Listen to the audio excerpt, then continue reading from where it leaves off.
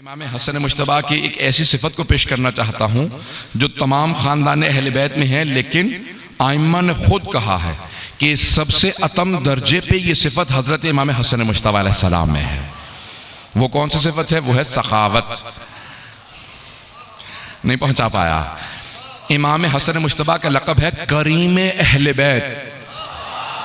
करीम अहले बैत, सखी नहीं, करीम।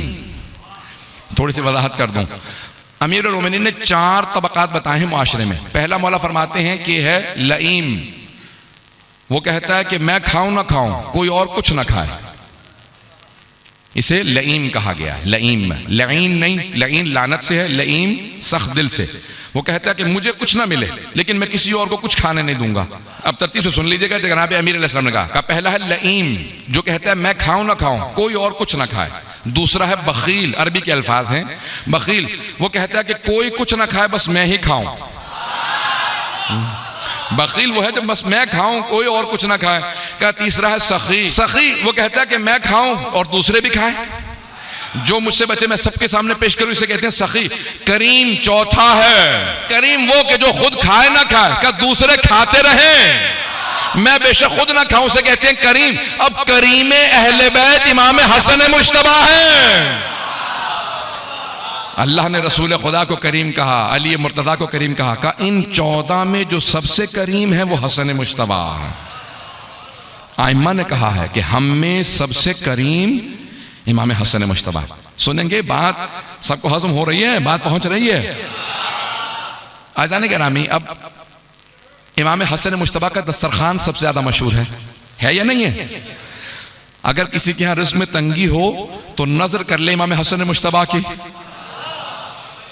कि अगर रिज़्क़ में फरावानी होगी तो इमाम हसन मुश्तबा का दस्तरखान करूंगा। आज तक मदीने में जो मजरा है, मरहूम हो गए अब तो, शेख मोहम्मद अली समरी, अब उनके बेटे काज़िम समरी जो शिया हैं, आज तक 365 दिन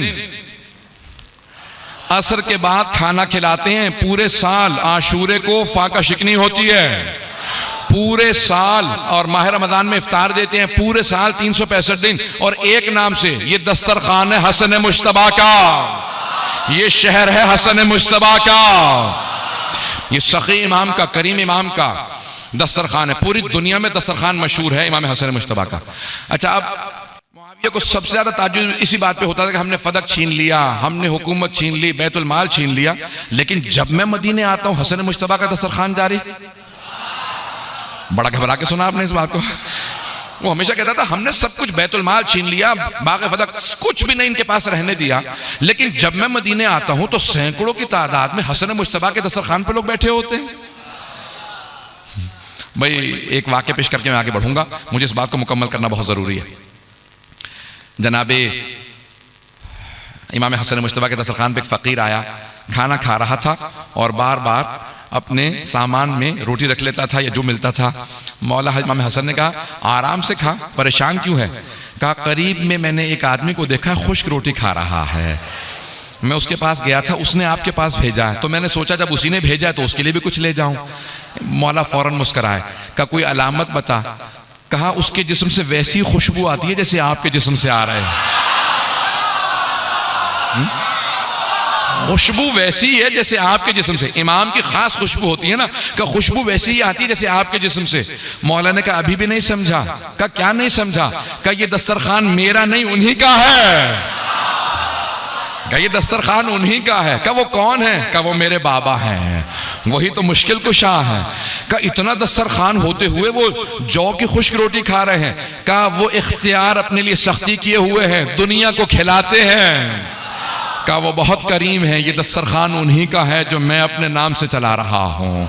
पता नहीं बात पहुंच रही है नहीं पहुंच रही। तो अब इमाम हसन मुश्तबा का दस्तरखान मशहूर है।